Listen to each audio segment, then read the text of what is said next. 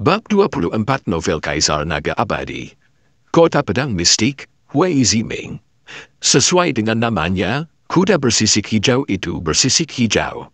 Ia memiliki meridian darah binatang iblis dan tidak diragukan lagi kuat karena mampu menempuh jarak 1.500 km dalam satu hari. Lebih dari 10 hari kemudian, Lu Ming dan Qiu Yue yang telah tiba di kota pedang mistik yang hanya berjarak 25 km dari sekte pedang mistik. Itu adalah kota terdekat dengan sekolah dan sangat sibuk dengan aktivitas. Populasi dan ukurannya 10 kali lebih besar dibandingkan kota angin api.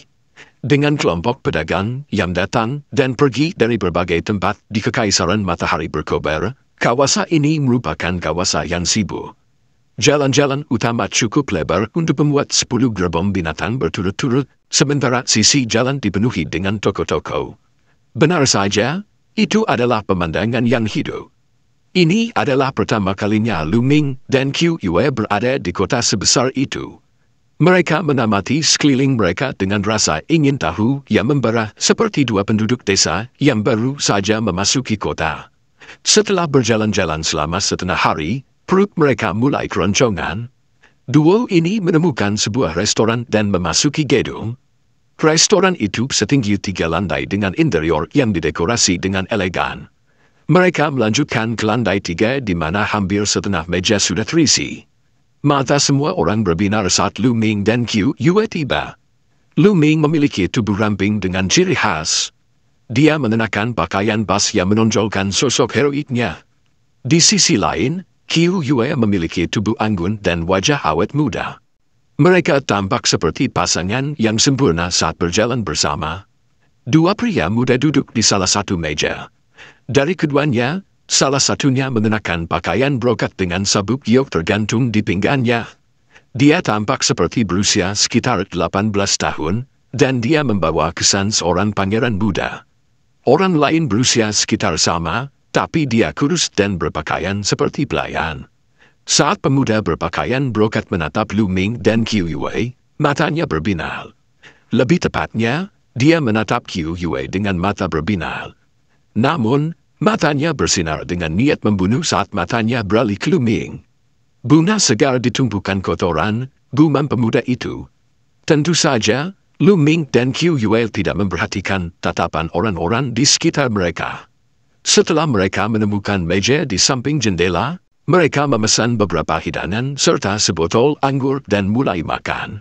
Tuan muda, kota pedang mistik sungguh ramai, kata Qiu Yue sambil menatap mata Lu Ming yang berkabut.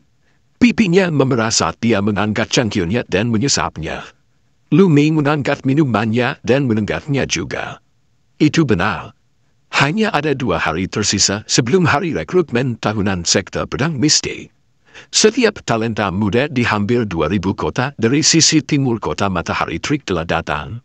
Pada saat itu, pemuda berpakaian brokat mengangkat cangkirnya dan mendekati mereka dengan pemuda kurus di belakangnya. Nona muda, nama saya Wei Ziming.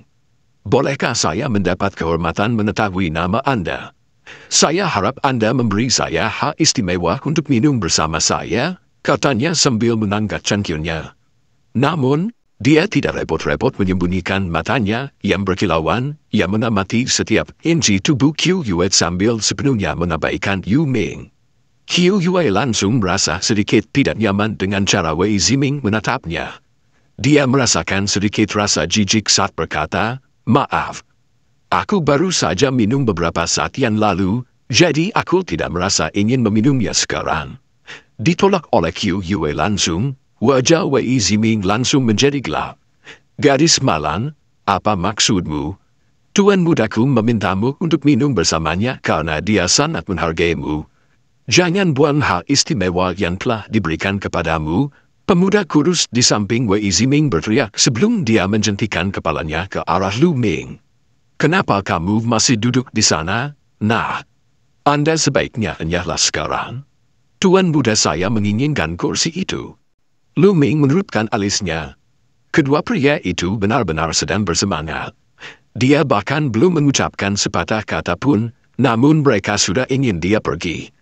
Dari mana datangnya anjing kampung yang menyalak ini? Lu Ming berkata dengan nada dingin sambil mengangkat cangkirnya dan mengesapnya lagi. Beraninya kamu berbicara seperti itu padaku, bocah. Kamu sedang mendekati kematian, pemuda kurus itu berteriak dengan ekspresi buruk di wajahnya. Dia menerjang ke arah tenggorokan Lu Ming dengan jari-jarinya melengkung seperti cakar kelang. Jari-jarinya yang sangat tajam bersiul di udara saat dia melakukan gerakan mematikan secara instan. Jika dia berhasil mencekik leher Lu Ming, pasti akan hancur. Dia terlalu sombong. Meski hanya seorang pelayan, dia menginginkan seseorang mati hanya karena satu perselisihan. Kamu hanyalah alam prajurit kelas 2. Enyahlah. Lu Ming berteriak dengan cambukan sederhana di telapak tangannya. Telapak tangan maju lebih lambat dari cakarnya, tapi itu adalah gerakan pertama yang menghubungkan. Itu mendarat tepat di wajah pemuda kurus itu, dan dia menjerit kesakitan saat dia terlempar. Segera, dia mendarat dengan keras di lantai. Karena terkejut, orang-orang lain di restoran itu mulai berbisik pada diri mereka sendiri. Siapa anak ini? Dia punya nyali untuk memukul kaki tangan Wei Ziming. Berani sekali. Wei Ziming adalah putra tertua dari kota superior, penguasa kota api penjaga. Anak ini sudah selesai. Aku yakin anak itu bahkan tidak tahu dari mana asal Wei Ziming, atau dia tidak akan berani memukul pelayan Wei Ziming. Lagi pula, Anda harus memeriksanya sebelum merusaknya. Diskusi seputar Lu Ming terdengar di telinganya. Dia tiba-tiba datang untuk melihat cahaya. Duo ini berasal dari Guardian Flame City. Tidak heran kalau mereka begitu sombong. Ada lebih dari 10.000 kota di Kekaisaran Matahari Berkobar yang memiliki tingkatan berbeda berdasarkan tingkat kekuatannya masing-masing. Level-level tersebut terutama dikategorikan sebagai inferior, mediocre, dan superior. Kota Angin Api dianggap sebagai kota inferior, yang mungkin belum pernah didengar kebanyakan orang. Namun, kota Api Penjaga adalah kota unggul dengan kekuatan besar yang namanya terkenal di seluruh Kekaisaran Matahari Berkobar. Hah! Beraninya kamu memukulku, bocah. Kamu mati, pemuda kurus itu mulai berteriak dengan panik. Wajah Wei Ziming berubah menjadi lebih gelap saat matanya berkilau karena niat dingin untuk membunuh. Berat, tahukah kamu bahwa aku adalah tuan muda dari keluarga utama di Guardian Flame City? Dia membual sambil menatap Lu Ming. Aku baru menemukan. Lu Ming menjawab dengan tenang. Oh, jadi, Anda baru mengetahuinya, tapi saya kira ini belum terlambat. Sekarang, berlutut dan minta maaf padaku. Setelah itu, tampar dirimu 30 kali, tinggalkan wanita ini, dan enyahlah. Kalau begitu, aku akan mempertimbangkan untuk melepaskanmu, kata Wei Ziming dengan percaya diri. Dia percaya bahwa Lu Ming pasti akan setuju melakukan ini setelah mengetahui siapa dia.